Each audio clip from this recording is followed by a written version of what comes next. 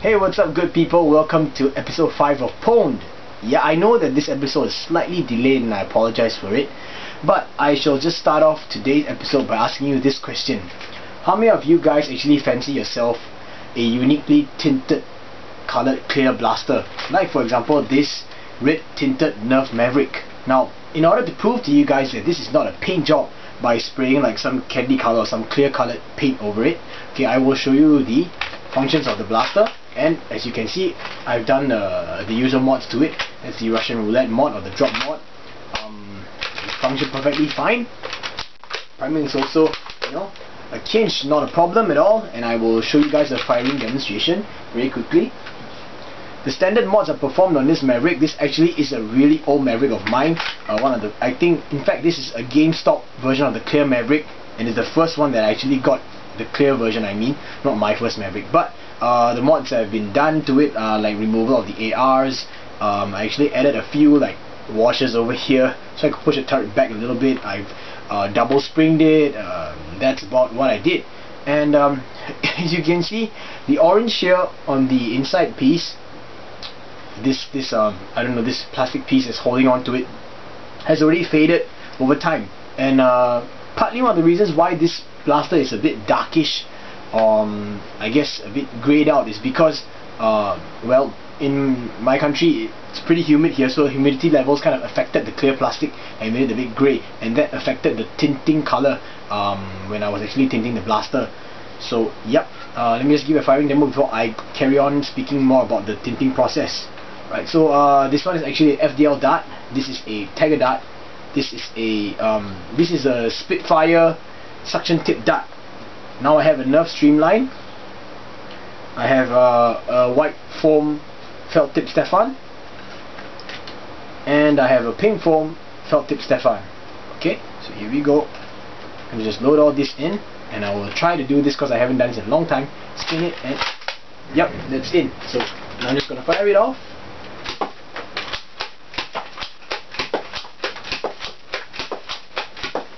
So no problems with the functionality at all. The blaster performs exactly the way it should be. It feels exactly the same as regular plastic without the thickness of paint. And no, it's not an inner layer, because if it's an inner layer it would affect the way internals work.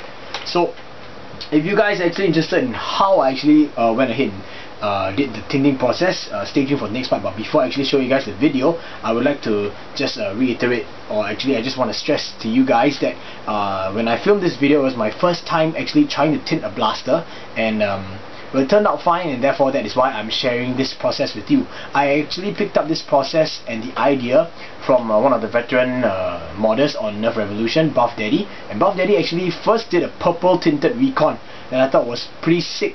So I actually messaged him, PM'd him on Nerf Revolution, and he shared with me his secret, so I really appreciate that. And then now he actually did a whole write-up on it, so you guys can actually read the write-up. Please check the links in the description below. And also, if you guys have acetone will help in, I guess, speeding the process up. But anyway, here is what I did for my blaster, so check it out. Hey, what's up? So I'm in my kitchen, and let me just show you guys stuff that's going on. First of all, I'm boiling water. There's two big pots of water, and I also got my little kettle running. At the same time, okay, this is the thing I'm actually using. It's one of those disposable aluminum trays that you use to make like food and stuff or bring the barbecues. But I have actually two, just in case I screw up on one. I don't really want to use like a piece of like a plastic tray or something that might get dyed or might warp out of shape. And these are just disposable, so I can just throw them away, and it's cheap. It's from this place called Home Proud. And as you can see, inside there is my clear triple shot shell, and it'll be sitting like that in the water. Alright, I'm just going to take this out, and these are the dyes that I'm actually using. I'm using this thing called a Dillon Windsor Purple and Kingfisher. It's a teal kind of color. Now the thing is, Buffdaddy was the one that actually told me about dyeing the thing. So what he said was he actually used blue, and after he actually finished the process, the blaster turned out purple. And someone else on the forums, I forgot who, I apologize, but someone else on the Nerf Revolution forums that I read up, the person used red. I think it was then the hero is, correct me if I'm wrong, but he used red, and but it came out pink. So I'm gonna just try a purple combined with this teal. I'm actually gonna put both these colors in. Now the next thing you actually need is some salt. So I'm gonna put a teaspoon of salt in here. Then I'm gonna put these two in here. Then once the water is boiled, remember you can't use it when it's totally at boiling point. It has to be about, say, 80 degrees. Now this is where I have to admit something. I don't have a proper thermometer at home, so I'm just gonna go by, by gut feel. So when I think it's cool enough, I'll just dip the blaster in, and if I have to, the blaster shell, if I have to, I'll just lift it up every once in a while just to try and get it to be dyed without warping out of shape. And I don't have acetone, but apparently acetone helps to speed the process up. So yeah, what I will do is I will just put this one in my bathroom over here, okay, and I'll just let everything be done over here. So I will run through the process with you guys as we go along. Right, so turn on the lights and I'll catch you in a short while.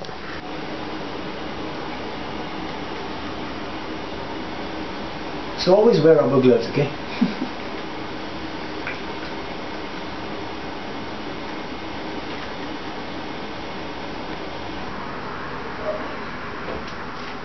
Okay, so both the pots, and all the pots and the kettles, water is all now totally boiled, and here we have the aluminum thing with salt and the dye, and we're just gonna pour the water in. Oh, it's making a mess.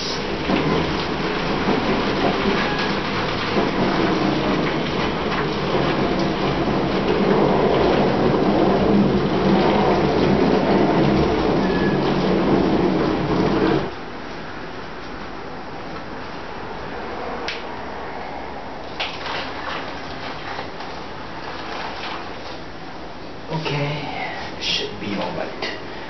And then next we actually have to stir it, so grab a scrap piece of whatever.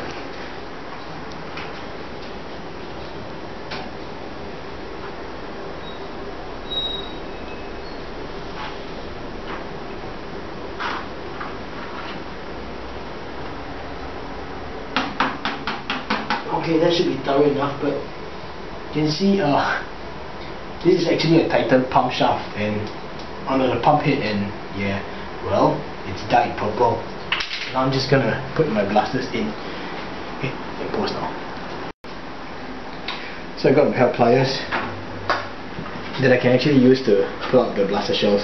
So I'm gonna put the blaster shell in. Now I don't know exactly how hot this water is right now, but I'm thinking that it's been about a couple of minutes since it was boiled, so let's just try it.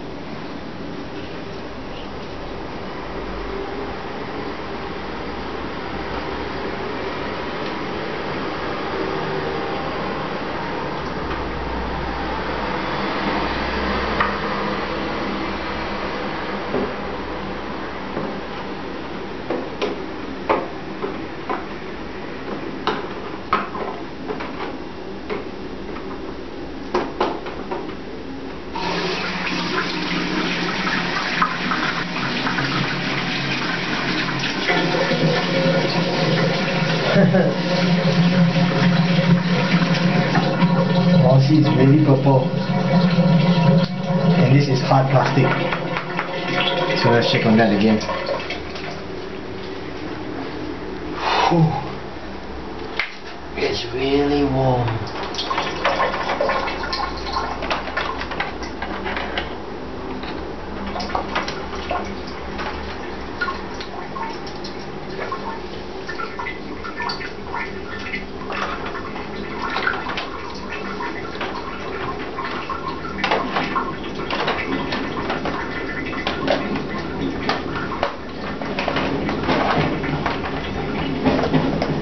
So far so good, no signs of warping.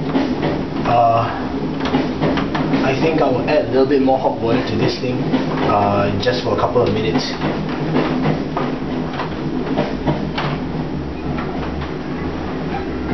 Okay, so it's been like a half an hour since we first put the blaster shells inside, and halfway through, about 10 minutes through, we actually topped it up with a little bit more hot water. So yeah,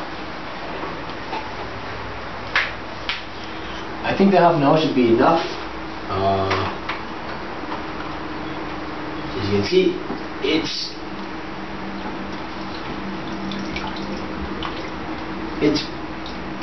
purple, like a dark purple, and you can see it against the wall. Yeah, so I think I'm gonna leave it in for a few more minutes first, maybe about another 20 over minutes, and then I'll come back when the water is not hot anymore, when it's all totally cooled down, and then we'll see how it goes from there. I'll be rinsing everything off with soap, and then we'll see the final product later. So yep, bye. And welcome back. Yeah, I know that wasn't like the most in-depth tutorial. It wasn't even meant to be a tutorial. I just wanted to document the process that I actually went through, but I really hope that you guys actually picked something up out of it. I was quite pleased with the way it turned out, especially it being my first time. Before I put this Maverick away, this was my second time actually tinting or trying out the tinting process, and I actually tinted this blaster twice. The first time, because I wanted a really, I guess, blood reddish kind of color, I tinted it twice. The first time was one full, I guess, my Dylan kind of fabric dye. Let me just grab one for you guys. Yeah, the Dylan fabric dye. I mixed half of this black powder with one I guess canister of red, and then I got a brownish kind of tint which I thought was fugly, and so I took two reds, two different shades, and I actually added it in, and then I tinted the blaster a second time, and I got this color, and this is much closer to what I actually wanted. It's not a perfect red, it looks like a dark, I guess, I don't really know what color to describe it except for a mixture between smoked grey and red. So I guess it's kind of like a smoky red color, or smoky, very very dark pink. I don't know, but experiment. You guys just experiment with blasters, especially if you have access to clear blasters, because it's pretty hard to find clear blasters here in Singapore anymore. I have to actually get online if I want to buy more, and I'm actually looking for a clear recon, so hint hint to you guys. Alright, okay, so I guess you guys are actually wondering what the purple colored shell that I actually tinted looks like right now. It's been over a week, let me say that. It's been over a week since I actually tinted this blaster. I've washed it like once every day under normal running water and dishwashing detergent soap, and the color has not faded one bit, and this is it. I don't know what color it would show up on camera, but this is purple. It's not I guess it's not Barney purple, but I guess the purple that would match it the best is like a lighter version of the plumber's goop color. I guess not really light, but it's because it's translucent. So in order to show you the colors, yes, you can still see the green on the inside. Let me try and hit the correct light angle. You can still see the green on the inside, and this green is from the turret. So this is what it looks like, orange green, you know, because the plunger tube originally is just white. And the reason why it's internal lust is just a shell is because I'm actually doing some mods to it. I mean, I've already opened it up, so I'll just mod it. And how did I get the stickers on and off? Very simple. I kind of, well, I took an X-Acto knife and I tried my very best to just lift the corner up and then pull the whole sticker out. So I have this sticker and this sticker, and this is the weird part. This clear blaster, this clear triple shot was actually sent to me with the original one. You can check this video over here, the original one that I had, and they were both sent to me by Tubes, like some time back, way back, in fact last year. The funny thing was the other one had another I guess another sticker here that said triple shot or something like that. I can't remember what it was, but this one does not. It just has stickers over here. So just something that I wanted to point out to you guys. So yeah, I guess after trying it out and I guess being successful at tinting my blasters, I am kind of satisfied, and I really guess the reason why I really wanted to share this video with you guys is because I wanted to, I guess, sort of breathe new life into all the old clear blasters, because you know, with the Sonic series being re-released and stuff like that, I guess we all just want something that's pretty unique, and I guess this really credits to Buffdaddy for actually trying this out. He actually used a microwave, and I just respect that. That is like crazy. Yeah, So make sure that when you guys are actually doing the dyeing process, please, or the tinting process, please wear a pair of gloves. If you need adult supervision, please go get some help. Do not put your blaster shells into boiling water with the fire still on. Your blaster shell will warp. Now, it's stated by Buffdaddy that the plastics would start to, I guess, the pores would start to open up a little bit and let some of the dye or the tinting seep into the plastic, and then it gets locked up at about 80 degrees because most of our plastic shells are made of ABS. For me, I did not have, and I still do not have, a thermometer, so I just went by gut feel. I would dip the shell in and wait for like about 10 seconds or so, take it out, and then I'll check to see if the plastic is still, solid enough. Is it starting to, become soft or not? Then I'll dip it back in and out, and that's how I actually went ahead with the process for my Red Maverick. Alright, so anyway, on to the next part of PWND episode 5. I was walking along the street today because I actually had a seminar that I had to attend. So for you Singaporeans, it was actually along, slipped my mind now, Tanjong Pagar. Alright, Tanjong Pagar. Alright, and well, there was a pasar malam set up there. In case, I'm pretty sure a lot of you don't actually know what a pasar malam is. A pasar malam is, they call it a night market. It's a literal translation from a Malay word that means night market. It's kind of like a bazaar, or like, I guess, a kind of a fair that travels around and sells stuff to you for cheap, like cheap stuff, so cheap, like those kind of 3 for $10 kind of t-shirts, those kind of stuff, with people selling, like, I guess in America it'd be like, hot dogs and kebabs and pina coladas or something like that. But for us, it's like fried food and Ramly burger, But I came across this. I know it looks like a pacifier, but this, when I saw it, I thought, oh cool, let's go try it out. And well, this, I guess, in my mind, is a replacement for end caps for like 15mm PVC, 16mm PVC, 13mm couplers, And these things come really cheap. They came in 3 for $1, as compared to, like, for example, a 15mm end cap. A 15mm end cap, 15mm end cap, or what you guys would call a half-inch PVC end cap, costs me on average about 50 to 60 cents in Singapore dollars. So if I bought 3, it'd be $1.50, but I got 3 of these for just $1. And let me demonstrate to you what exactly it does. So this is actually meant for you to plug or like act as a stopper for your glass bottles or your wine or champagne or your spirits and everything. So you just I guess you put it in the bottleneck and then you pull this one down. So as you pull this down, this black thing gets pulled up, and around this area over here is this is made of silicone actually. So it's like a, I can't think of the word right now. It's a cylinder. It's a tube. Yeah, a tube is, I'm sorry, pardon me, but you know what I'm trying to say. So as you pull this thing back, as you notice, it becomes like fatter. It expands outwards, and eventually it becomes, sorry guys, I dropped it. Eventually it becomes like this. So it's just rounded, and it's still soft, but that also means that it'll be airtight. So I actually tried it out, and what did I test it out with? I took my old friend out. Yeah, we haven't seen this guy in a long time, and I know, right? So this fella is capable of firing pretty far, about 100 to 110 feet on average. As you can tell, it's a 20 kg spring on the inside, and as you can see, the stock seal is 100% already. So let me just demonstrate to you guys. This is the back of the plunger rod. So I'm just gonna fire it off and show you guys. Okay, I can't really hold it this way. I'll turn it this way for the camera. Alright, so you can see that yes, it is 100% sealed. I'm gonna let go bit by bit.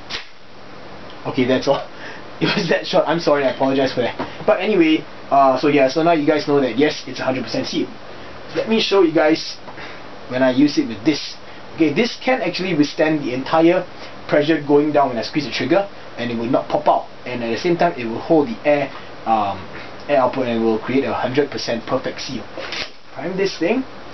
Okay, I'm gonna push this in, and oh, by the way, this is a 15mm stub of PVC, not a coupler. It's a PVC tube. Okay, so PVC, piece of PVC. So let's put it in there and pull it downwards. Now it's stuck there, you see. So I'm going to squeeze the trigger and check it out. So you see it's stuck like that, and it's 100%. So you can tell, once I release this thing, plunger rod will actually go forward. So there we go. So you see, I think this thing is pretty sick. So let me just show it to you guys again. It's a very simple application. I guess that I would try and adopt into my hopper systems. So put this one in, pull it down, and that's it. Squeeze the trigger, nothing comes out. Perfectly sealed, shut and tight. And I'm very happy with this find. So if you guys manage to find it, go get it. It's cheap. See? Now let me just show you guys the same thing on 13mm coupler. Okay, it works on a 13mm coupler. Of course, you can't fit this into a 13mm PVC pipe because that's too narrow. But here you go. On a 13mm coupler, it works fine too. See? I can't even yank it out because the silicone over here causes a lot of friction, especially when it's expanded outwards. Now I tried it with a whole bunch of different type of PVCs, and if you guys get this, you cannot use it on schedule 40 PVC.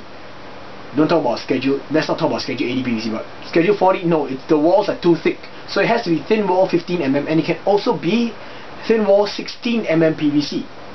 Let me see if I can find some. Do I have any 16mm over here? No, sorry guys, out of luck, I don't have 16mm over here. I do, however, have this, and well, this doesn't work either. So that was just a random tube. It cannot fit 20mm, it cannot fit 1.5 inch, it cannot fit I guess a night finder plunger tube. So this is a really good, I guess, replacement for 15mm end caps. And yeah, it's, I guess it depends on you. I just chanced upon it, so that's that. Alright, so I know I kind of talked quite a bit for this episode. I apologize for releasing this episode late by a day. And well, finally, if you guys haven't been following the new guy, the new Singaporean YouTuber Nerfer, whose name is Horsehead Tail, his channel is Madhouse Dick. He uploaded this video called Atani Vision, which is Atani's point of view using the GoPro at a wall. And in it, he stated that he kind of accepted a mod challenge. So that was like, I guess I would just want to tell you guys, also share with you guys that yes, myself and Atani, we have agreed to have a friendly mod competition. More details will be released in time to come, and please stay tuned for that. Alright, and one more last thing before I go, I will say it again. Well, I guess thanks for all the empathy and all the support and all the sympathizing on the previous video, about the rant video. But like I said in that video, I'll be taking a 1 week break, so sorry to you guys. I apologize for taking this 1 week break. I foresee that I'll be pretty tied up and it's going to be very hectic for me, so I don't want to promise you guys that, you know, I'm going to make a video for you and come up with something crappy. So hopefully I'll be able to share with you guys something more interesting by the time I come back. You know, cleared off all my stuff in my head, with the show over, all the pressure and stress all gone. Right, so anyway, thanks for sticking through this episode of PWND, and I really hope that you guys could, I guess, go and experiment on tinting your blaster, because it's really fun, and it takes a lot less time than it would to paint your blaster. You know, less masking, less waiting for paint to dry, you know, and coating it, and of course, zero chipping of paint. Alright, so thanks for watching episode 5 of PWND, guys. See you guys soon, and well, take care. Peace.